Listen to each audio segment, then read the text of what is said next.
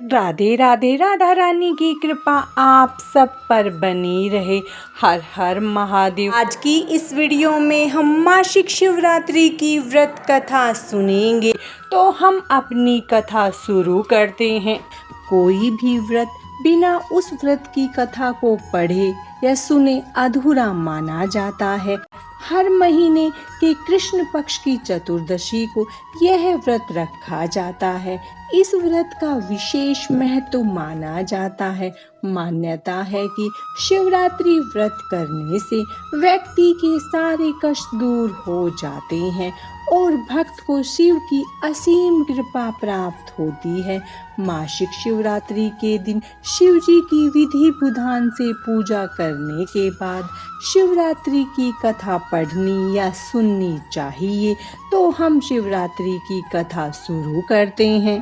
प्राचीन काल में चित्रभानु नाम का एक शिकारी था जो जानवरों की हत्या करके अपने परिवार को पालता था। लेकिन यह शिकारी साहूकार का कर्जदार था। वो उसका ऋण समय पर नहीं चुका सका, जिससे क्रोधित साहूकार ने शिकारी को शिव मठ में बंदी बना लिया। संयोग से उस दिन शिवरात्रि का पावन दिन था। शिकारी ध्यान मग्न होकर शिवरात्रि और शिव से संबंधित धार्मिक बातें सुनता रहा। उस दिन उसने शिवरात्रि व्रत की कथा भी सुनी। शाम में साहूकार ने उसे अपने पास बुलाया और ऋण चुकाने के विषय में बात की। शिकारी ने कहा कि वो अगले दिन सारा ऋण लौटा देगा। शिकारी के मुख से ऐसी बातें सुनकर साहूकार ने उसे छोड़ दिया। अपनी दिनचर्या की भांति वह जंगल में शिकार करने के लिए निकल पड़ा। लेकिन दिन भर बंदी गृह में रहने के कारण वो भूख प्यास से व्याकुल था। शिकारी अपना शिकार खोजता हुआ काफी दूर निकल गया। जब अंधेरा हुआ तो उसने विचार किया कि लगता है आज रात जंगल में ही बितानी पड़ेगी। वह वन में एक तालाब के किनारे बेल के पेड़ पर चढ़कर रात बिताने लगा। जिस बेल वृक्ष पर शिकारी था उसके ठीक नीचे शिवलिंग था जो बेल पत्रों से ढका हुआ था। शिकारी को शिवलिंग का पता नहीं चला। पड़ाव बनाते समय उसने जो टहनियाँ तोड़ी वो शिवलिंग पर गिरती चली गई। इस प्रकार दिन भर भूखे प्यासे रहकर जाने अनजाने में उस शिकारी का व्रत भी हो गया और शिवलिंग पर बेलपत्र भी चढ़ गए। एक पहर रात्रि बीत जाने के बाद एक गर्भिणी हिरनी तालाब पर पहुंची। शिकारी ने उस पर धनुष तान दिया। हिरनी बोली, मैं गर्भिणी हूँ, शीघ्र ही प्रसव करूंगी। मैं बच्चों को जन्म देकर शीघ्र ही तुम्हारे समक्ष प्रस्तुत हो जाऊंगी, तब मार देना। शिकारी ने उसे जाने दिया।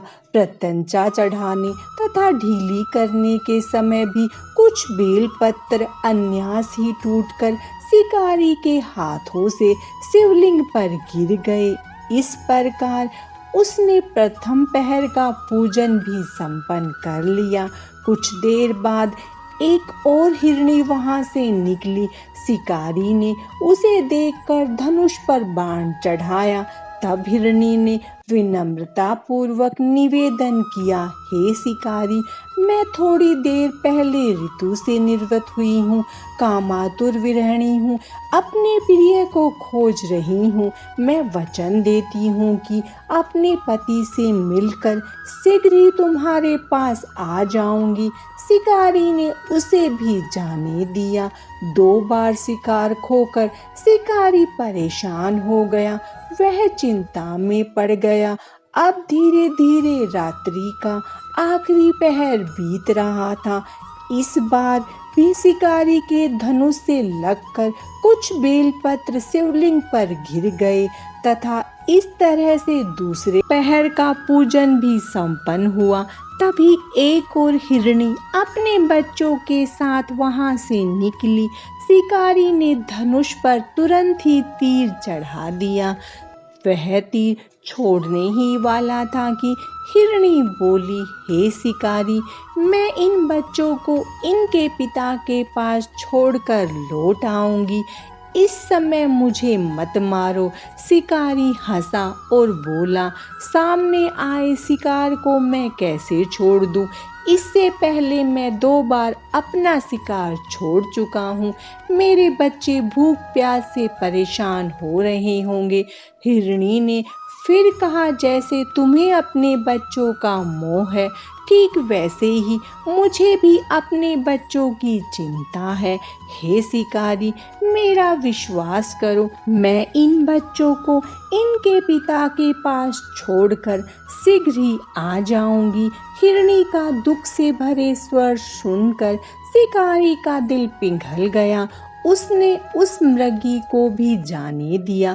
शिकार न मिल पाने के कारण भूख प्यास से व्याकुल शिकारी अनजाने में ही बेल वृक्ष पर बैठा बेल पत्र तोड़ तोड़ कर नीचे फेंकता रहा।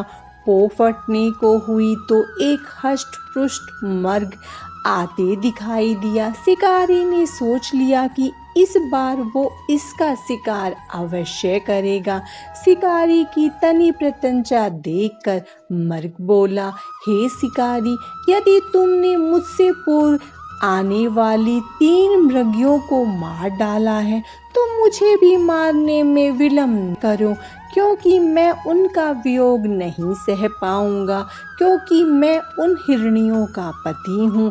यदि तुमने उन्हें जीवन दान दिया है तो मुझे भी कुछ क्षण दे दो, ताकि मैं उनसे मिलकर तुम्हारे समक्ष उपस्थित हो पाऊं। मृग की बातें सुनकर रात की सारी घटनाएं उसके दिमाग में घूम गई। उसने मृग को सारी बातें बता दी। उपवास, रात्रि जागरण तथा शिवलिंग पर बेलपत्र चढ़ाने से उसमें भगवत शक्ति का जागरण हो गया। उसने मृग को भी छोड़ दिया। भगवान शिव शंकर की अनुकंपा से उसका हृदय मांगलिक भावों से भर गया। अपने अतीत के कर्मों को याद करके वह पश्चाताप की ग्लानि में जलने लगा। थोड़ी देर बाद हिरण सपरिवार शिकारी के सामने उपस्थित हो गया। जंगली पशुओं की सत्य प्रियता, सात्विकता और सामूहिक प्रेम भावना को देखकर उसे बड़ी ग्लानि हुई। उसके नेत्रों से आंसुओं की झड़ी लग गई। उसने हिरण परिवार को मुक्त कर दिया। देवता इस घटना को देख रहे थे। उन्होंने आकाश से उस पर पुष्प वर्षा की। शिकारी परिवार सहित मोक्ष को प्राप्त हुआ। मासिक शिवरात्रि व्रत कथा समाप्तम। भगवान शंकर और माता पार्वती की कृपा आप सब पर सदा बनी रहे। राधे राधे।